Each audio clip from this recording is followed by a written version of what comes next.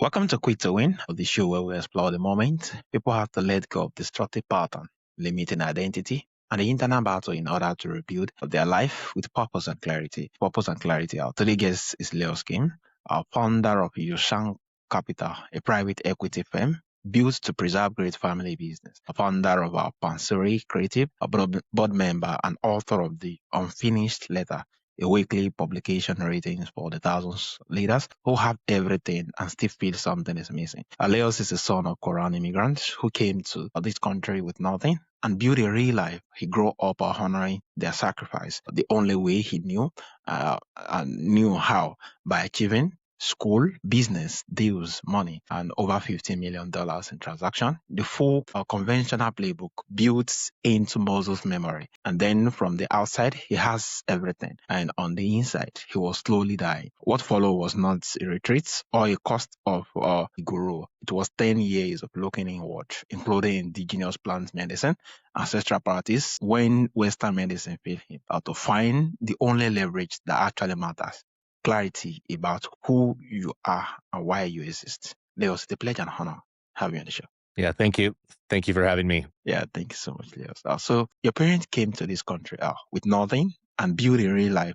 What did their sacrifice actually feel like to carry a child? And how early did you understand the achievement was not just ambition? Yeah, so in my family, my mother is really the entrepreneur. She's the one, the risk taker, and my father is more of the artist. Yeah. And so they left South Korea in the late 70s, and it was a result of fear of an unstable government and an uncertain future. And really, one of the driving motivators for her was to leave a successful business that was growing, family, connections, everything that they had, because she was afraid that my older brother, because in Korea they have compulsory military service, would end up fighting in a war. And so they were fortunate enough to get a green card to come to the United States because my father was a skilled tradesperson.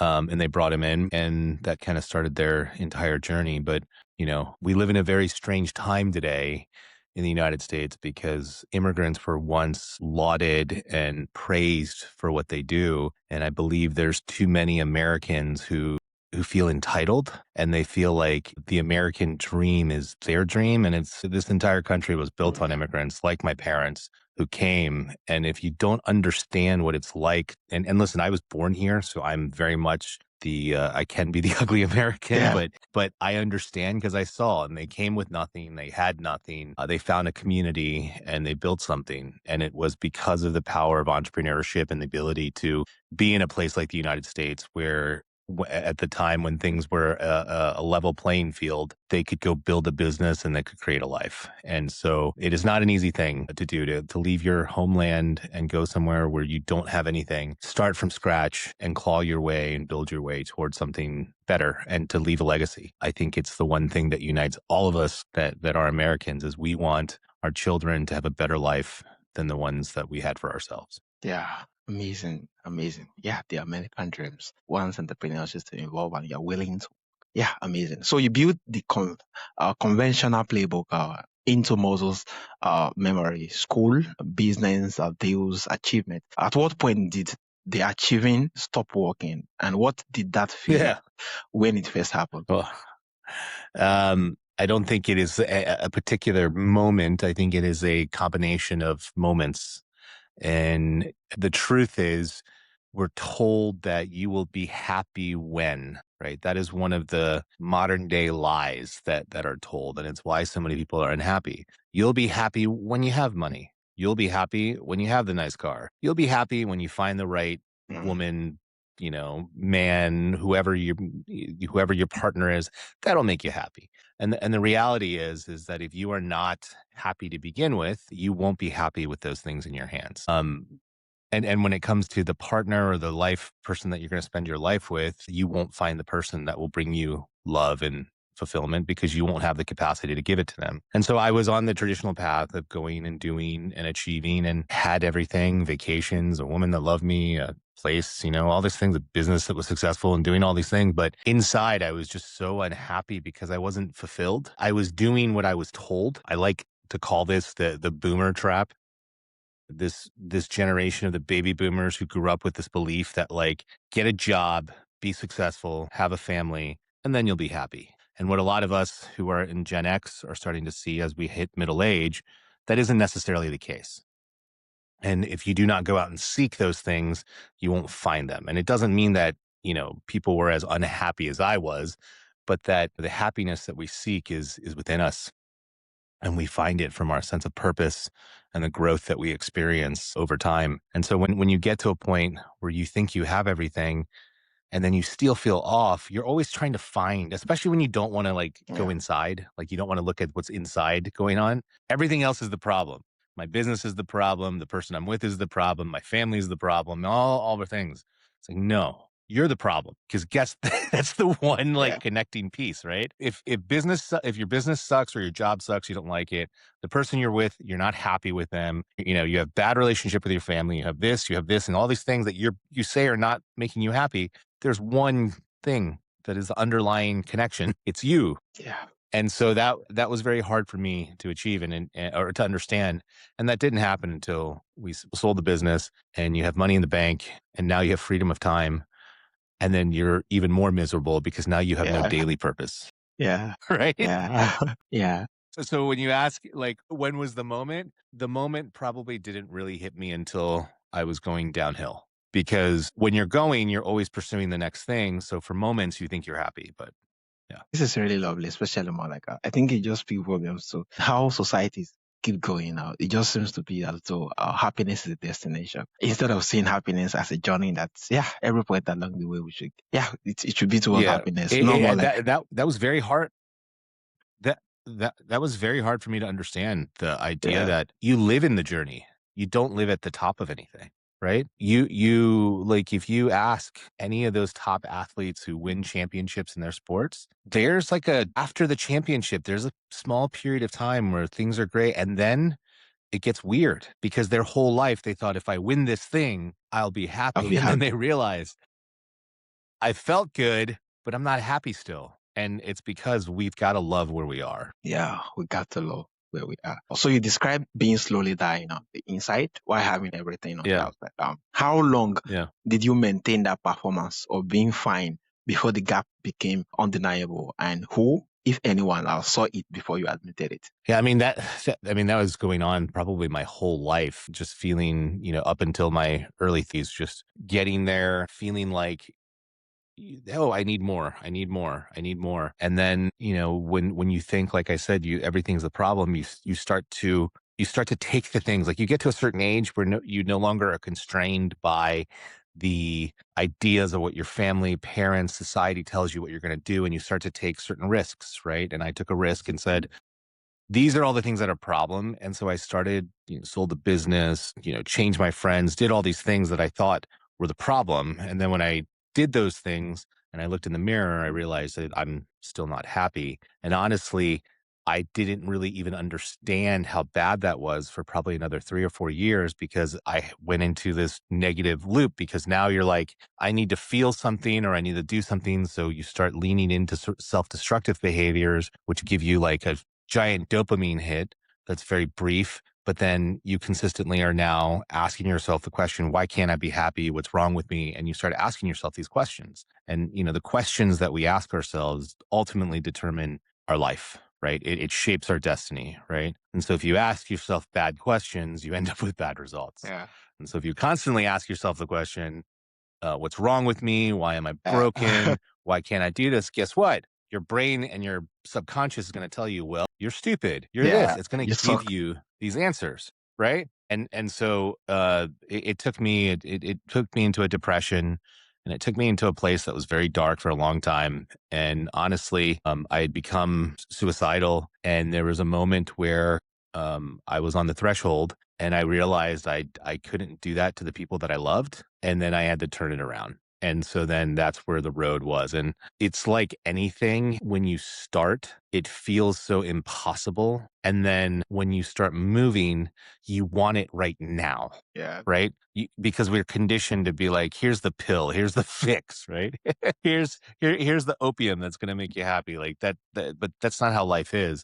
And so it was an evolution of coming out of there. And there were many people in my life who loved me and cared for me that helped me stay above from drowning. But then It was the work of going inward, discovering the things that were causing me to have this pain and not be happy. And then ultimately having experiences that allowed me to see that there's a greater existence out there for all of us. And if we can connect to it and we can quiet the noise in our minds, then within our hearts come out, our true passion, our true drive and commitment towards something that is greater than us. Because I think as humans, we need that. We need that pursuit of growth. Otherwise, we're just not happy. Yeah, we need that pursuit of growth, otherwise we won't be happy. And I think there's this particular quote that make it easier for me to just explain it. I think it goes this way that it's the desire to, is the possibility of having a dream that comes true that make life interesting. So it's that particular one, like being in Yeah. the journey and having those goals and aspirations, the possibility of it coming true. Yeah, that make life interesting. Lovely. Well, it's having the dreams. I heard there's a great channel on YouTube that I forgot the name of it. But they have these great authors come and speak in like a very relaxed format. And this one person comes on and talks about, he's a psychiatrist, about goals. And one of the key things he talks about, and this is, people, what do they say about dreams and goals? That goals are written down, and versus dreams, you don't write them down. Yeah, that's part of it. But the reality of like these goals and dreams is you have to aspire for something, and you can aspire for as big as you want. But if that's all you focus on, then you don't do the work here. Yeah. And I think the thing that we've lost in translation is people don't understand what's my next step to Mm. get me there, right? It's the quote from the Tao Te Ching. Lao Tzu said, "The march of 1,000 miles begins with a In single the first, step." yeah. Right. And so if you're pursuing this giant goal in life, you have to know what your next step is. And so that's where your focus needs to be. And I think that's where growth comes from is you've got to be able to say, well, and when I was in my deepest, darkest places, it was literally like, I can't get out of bed because of how unhappy I am. I have to go take my dog for a walk around the block. Mm. Right. And like, that's the first step. Yeah. That person doesn't understand what this person here is pursuing. And this person that I am today and the goals that I'm pursuing I, I kind of remember that, but I'm no longer that person, right? But it's like bridging the gap between where you want to get to and here. I think that's the beauty of where the journey is. And that's why you have to love the journey. You have to love being in it because Yeah. that's where the action takes place. You have to love, yeah, the journey, love being in it. Yeah, amazing. Thank you so much. So Western medicine, I'll feed you. Indigenous plants medicine and ancestral practice, Yeah. a part of Yeah. what brought you back up. That is a significant thing to say publicly as a private equity founder. What made you willing to share that, and what did those experiences actually do? Yeah. Nothing less hard. First of all, you'll find that people who are at the pinnacle of the cutting edge of things in life, many of those people have experienced plant medicines because I talk to them about it. It's not uncommon. And for a variety of reasons, people choose them. But a lot of the people who are excelling at the highest levels understand I can only become what I am big enough or expanded enough consciously to become. If my concept of the world is all I can do is do this manual labor, and there's nothing wrong with this, manual labor to receive money for an hourly wage, and that's my concept of what I can do because of whatever limitations I put on myself, then I can't be a business owner, right? And then as a business owner, you know that your business is only going to grow based on your ability or my ability to lead Mm, the people that are part of my business, mm, right? And a person who truly can lead, guess what? You got to know how to deal with people, right? And yeah, that's not easy, yeah, right? And then you have to trust them. And then when they mess things up, you have to give them direction and you can't make it personal, right? Like there's all of these things that we have to be as people. And so I talk about it because it's a fundamental part of my growth. And, I have no issues with traditional Western medicine. I do have issues with the primary drive of psychotherapy or most mm, psychological sort of mental health orientations. They always want to give you a cure, right? You can't cure what's hurting the human soul. mm, And so if you're depressed, an antidepressant will help numb the pain and sorrow, but it's also going to numb your joy and happiness too, yeah, because that's their job. right? Is to not make you feel so low. So as a tool, it's fantastic for someone who may be on the edge, who doesn't know how to come back from it and wanting to die. But as a long-term solution, it is not. And the industry benefits from people staying hooked to these things because that's how they make money. I also have found many of the people, and they're fantastic professionals who are amazing at their job. But so many of the older dogma and doctrine about it, you can spend all day talking about your past. And I remember sitting there in therapy, and at that point, the doctor had prescribed everything. I was on antidepressant. I was on uh, uh, what is it? The Adderall. I was on Adderall. I was on Yeah. Vyvanse, which is also a different, stronger form of Adderall.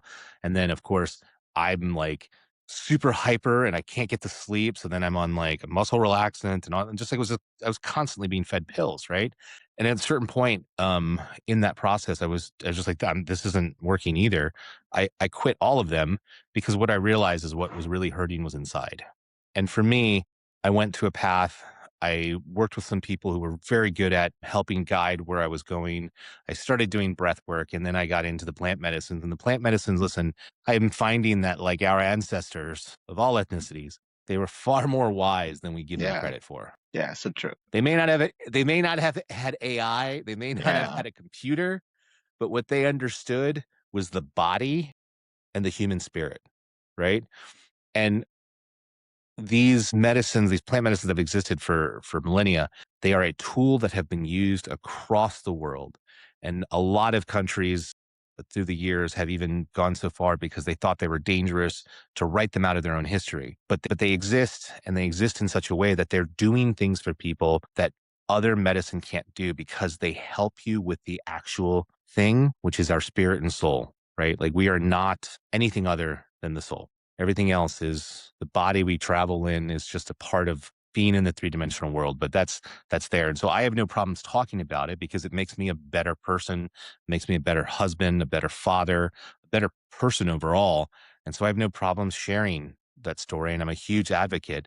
And you're starting to see it now because it's done such miraculous things for veterans with PTSD. Mm. And I can tell you from personal experience, people who have had victims of sexual assault, molestation, like those are traumatic things that happen in childhood Yeah. that people carry well into late in life. And you're seeing them recover and become really amazing people. Yeah, amazing, amazing. Thank you so much for sharing. Yeah, those who are old, they actually understand the whole of stuff, even if sometimes they may not be able to explain it intelligently the way we can, but they know how Yeah. it works. So, yeah, amazing. So coming back took 10 years now, not the retreats, not a book, not a course now. What does a 10 years road back actually look like in practice? And what were the daily on glamour move that built the return? Did you say glamour move? Yeah. I mean, we, we often underestimate the challenges that are in front of us because we're unaware. When you think about 10 years, a decade of life relative to living to say to 100, it's 10%. It's not that much. But when you're going through it and you're in your these beginning this journey, it feels like forever. So, I mean, having been through that, if you had told me at the start that it would take 10 years to get to where I needed to get to, I don't know if I would have started that journey Yeah. because the person I was wanted it right now. Mm, Right. And the beauty or the irony of it is that when you push and you strive, you delay in this area because it has to come when it's ready. mm, That this inner growth, because some experience you need to have some experiences to shape your understanding, but really the thing that keeps me grounded where I am today is how my mornings start. It's what I've developed over the few years where I understand, the first few hours every single day that we spend is very, very important to our entire lives because it shapes your entire day. And so for me, I'm up, between 4:30 and 5, and I don't touch my phone until about 7:30, 8 o'clock mm. most days because I don't need them, meaning the marketers, the Yeah. technology, all of them to tell me who I am and how I feel. And so that morning is started with, I take my dogs on a hike pretty much every single day, where in that process, I'm trying to be as present as I can. Like if you do this and you go out there, you start to understand trees and leaves and everything you see in the woods, they're all different colors. But if you don't pay attention, it all looks like one color, green, brown, but there's different hues there. And that really helps me stay present in life.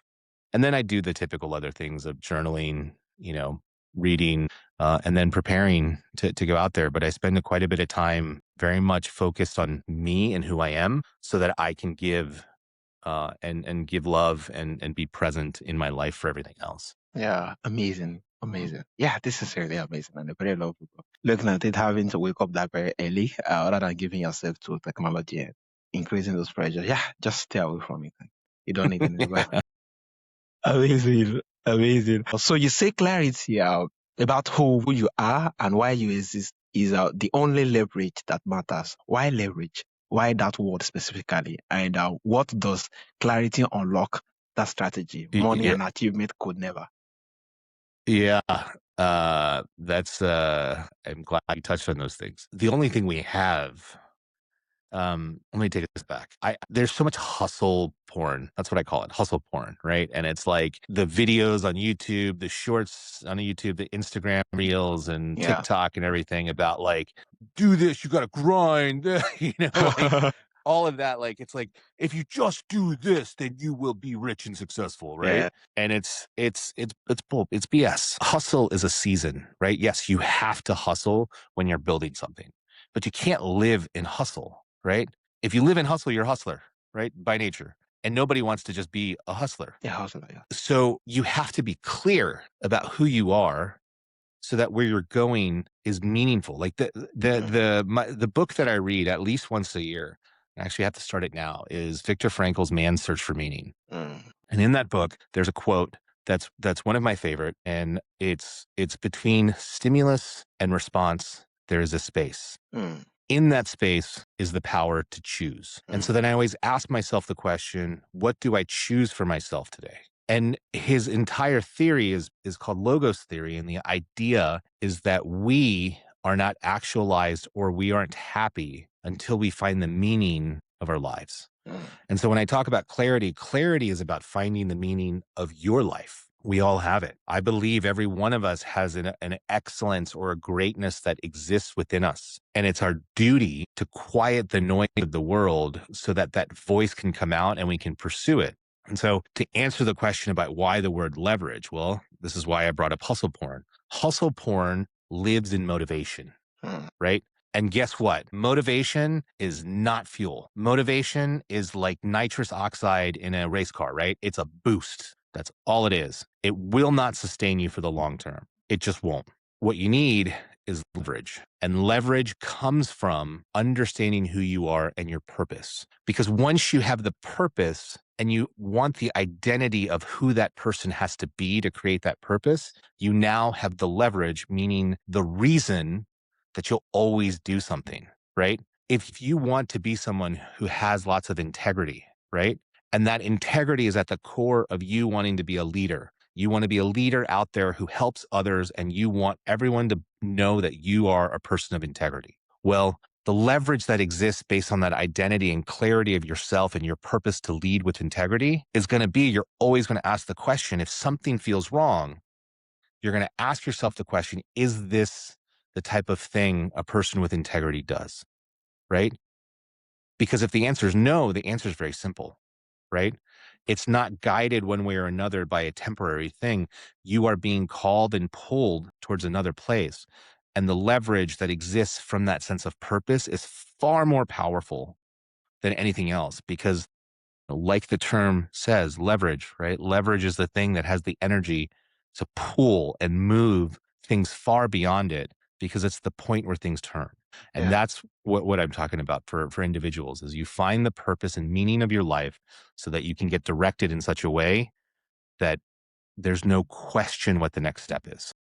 Yeah. Amazing. Yeah. A man search of meaning. Yeah. Between stimulus and response, there's a gap. Yeah, it's really amazing and just a whole lot of things to actually get to think in that particular way. And thank you so much Yeah.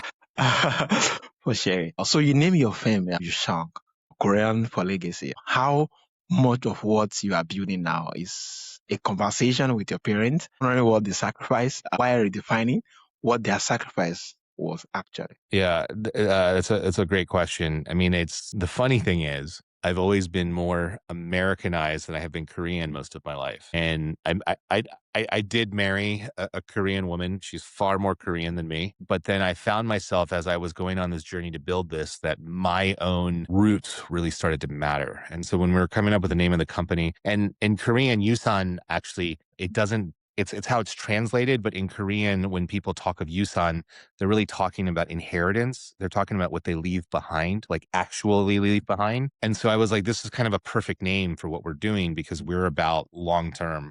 We're about slow capital, long term growth. We're value investments. We hold on to things for the long term. And so I looked at it very much like my parents, they bought great existing family businesses. They turned them into things. Sometimes they would buy businesses that they were kind of that weren't great but could have been great and struggled, but they always made it work. And so we're very much in the same frame, just we're doing it more at an institutional level. And so we're taking the opportunity because, family businesses have, when they're done well, I think great family businesses deserve to exist forever. And so it's really, really a, a great way for those legacies to continue and for things to continue to go on, and also as a way to honor my own parents' struggle and sacrifice in the United States. Yeah, amazing, amazing. Thank you. So you write the unfinished letters for leaders who has everything and still feel something is missing. What is the missing thing, and why is it so hard to name when you actually are surrounded by evidence of your own success? Yeah, so the unfinished letter is just it's a weekly I don't want to call it newsletter because that's not what it is, but it's a weekly letter that I write to myself, but it's also speaking very much about this thing that we're talking about, which is fulfillment, right? Purpose. And oftentimes there are many people who are leaders, they build, they create, they have wealth, and that becomes everything. Yeah, Right. And most conscious leaders, and that's who I'm talking about, people will get there and realize there has to be more because you can amass as much money as possible, but you can't take it with you, right? The Egyptians tried, right? It didn't yeah, work. yeah, yeah, None of those riches they locked in those tombs went with them. And so I think that as people pursue and they get there, they're always asking, at least the conscious ones that I'm talking about will start to ask the question like, there's got to be more. yeah, And that more is purpose. And that more is the sense of understanding your reasons, right? Like, why are you here? And the reason it's difficult is it's different for everybody. I'm not going to tell you that I have all the answers because I don't, but I do have the clarity for myself. And I do have the ability to share my journey. And hopefully, in sharing the journey, someone else who is on the same path can pick some things up from it to want to say, hey, maybe this is something I can explore. And everyone's path is different, and you don't have to follow it exactly the same, but if I can lay some crumbs that guide you, it'll at least give you a start to find what you're looking for. yeah. Amazing, amazing. Yeah, purpose is different from everyone. Getting to just amazing. Thank you so much for sharing. Also, you build your Shan capitals on the promises that great family businesses deserve to last forever, not Yeah. to get stripped out. What does that philosophy say about your own relationship with legacy, and what do you wish more founders understand about what their business actually what's beyond the multiple? Yeah, so what we talk about when we look at a family business is we look at this idea that there's businesses and value. We've gotten to a place because, over the last 30 years, the when you look at the pie of money and the economy, there's been probably somewhere between like a 2.5 to like 5, maybe 4% shift of the share has moved from labor to meaning that businesses have essentially said that the money is more valuable than the people. And this is not like some conspiracy. It's just the way things have shifted because demands of investors. But we've seen the impact of what happens with that, right? Wages have stayed stagnant. Wealth is being concentrated, but there are still these amazing business owners and these opportunities at a non-institutional level of these family businesses that have existed forever, that have great culture. They have great people working for them because it's always been driven and operated from the heart and love of these family business owners, right? These multi-generational companies.